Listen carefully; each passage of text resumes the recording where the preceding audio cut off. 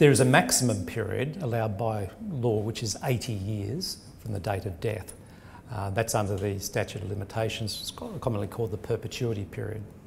And it depends on the will maker how you draft it. Commonly with the type of testamentary trust we're talking about for Luke and Amy, you would give the ability for the children to end it whenever they do want to end it. So if the two children are over 25 and they find that the trust is no longer necessary, you give them the power to end it earlier. But 80 years is the maximum that they can use it for. Unless it's a charitable trust, which can then go on in perpetuity. By the way, there's one exception to that, and that's in South Australia. So if you're a South Australian, there is no perpetuity period. You can have a trust that lasts in forever.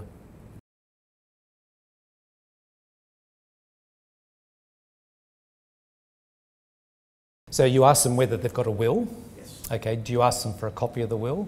We ask them where it is and also a copy if they feel comfortable. Okay, and do you also talk to them about powers of attorney, guardianship and things such as that? We don't go into it as much as stuff. We ask them general questions, and sometimes it's a bit of a morbid topic to be talking about a tax return and also what do you do when you die. Yeah. Have you got your shit together? Yeah, exactly. But yeah, for instance, just a minor thing, a power of attorney. Whether they have one. If they don't, they should have one. But secondly, if you should be looking at a copy of it. The reason being is if your client loses their capacity, if your client loses their capacity, then who's going to make decisions as to their financial decisions?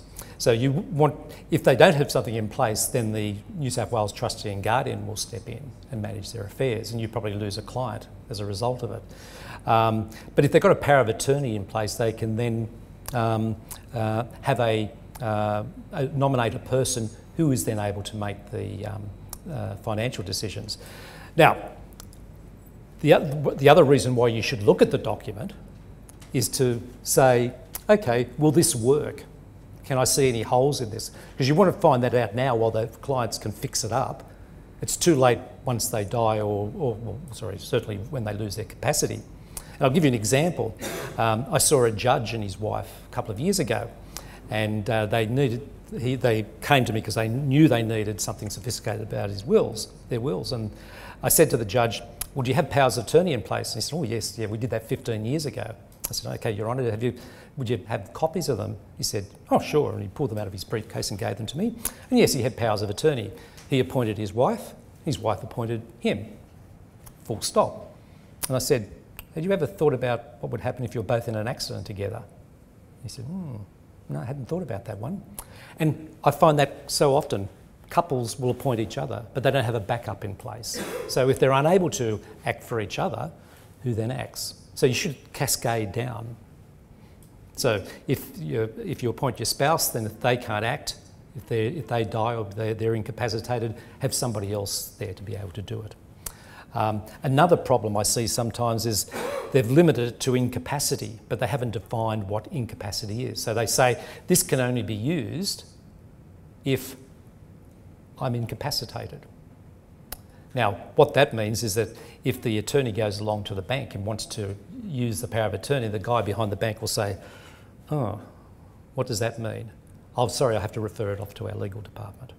But if the power of attorney said, limited to my incapacity, which would be proven by a letter from my doctor certifying that I'm unable to manage my affairs, then there's objective evidence. So they just have to have a doctor's certificate.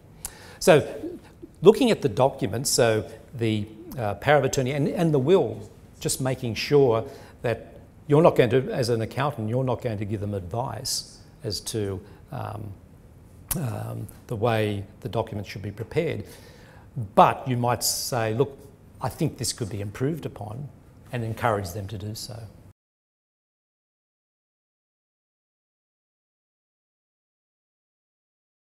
What's happened in that case is just the family's just fallen apart. Many years after Parole Lang established the trust, what's happened there is that Gina apparently controlled the trust and didn't want to give up control when it was supposed to happen.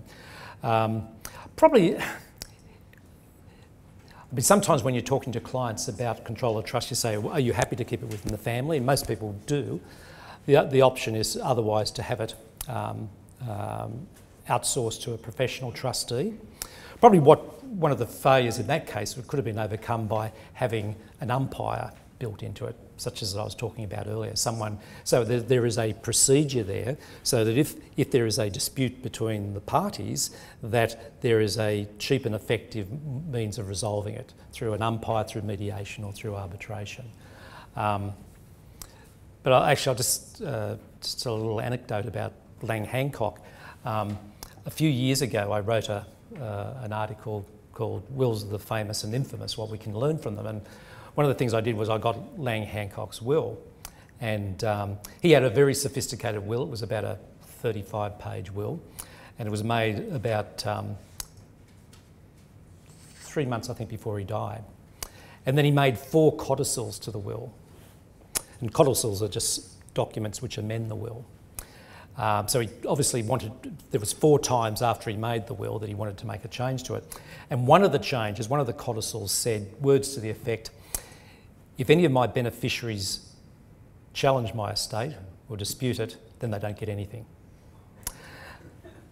Now, you probably recall Gina and Rose, they fought through the courts for about 10 years. Unfortunately, whilst you can say that in the will, it has no legal effect. And I suspect that a lawyer was humouring poor old Lang on his deathbed to put such a provision in his codicil.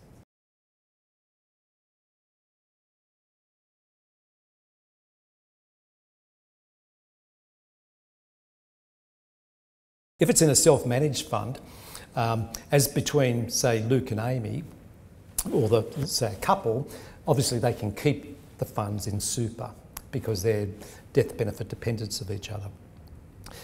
What normally happens, of course, but if it's adult children, there's got to be the funds have to be paid out of the self-managed super fund as a death benefit. So what would normally happen is that between the couple, they'd keep their funds in the self-managed super fund because that's probably the most tax-effective place for it.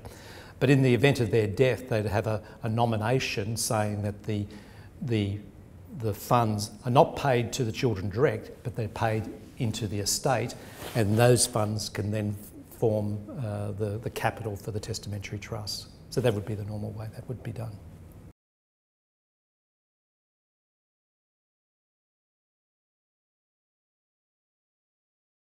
What I'd say to the client is this: if you have your money in a retail fund or an industry fund or something like that, you want certainty, you should have a binding nomination in place.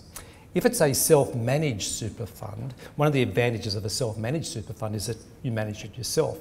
So it depends on who's going to get control. So if it's a couple, what I would normally say to them, if you're happy for the survivor of you to get advice at the time, then don't put a nomination in place. Let the survivor of you talk to your accountant or financial advisor. The advice would probably be keep it in super, but we don't know what the laws are going to be. Things can change in the future. So don't lock anything down if you're happy to have that flexibility.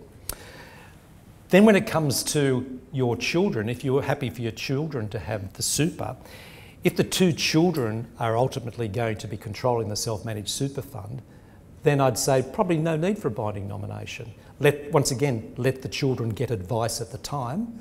Most likely thing is it'll have to be paid out into the estate, goes into the testamentary trust. But if you're happy for the flexibility to be there, that they can get advice, that if the laws change, they can do something differently, then they've got the ability to do so. But you've got to be careful about who controls the trust, or self-managed super fund. Those of you accounts and financial advisors probably know about the case of Katz and Grossman, where the daughter got control of a self-managed super fund and paid the $1 million into it in the fund to herself. Now, I only read a case the other day, which was in Western Australia, exactly the same type of thing, except in that case, the wife died. She wanted the super to go to her children, but the surviving husband controlled the fund and he paid the death benefit to himself. So you put in binding death benefits when the client wants certainty. You don't put it in when the client's happy to have flexibility.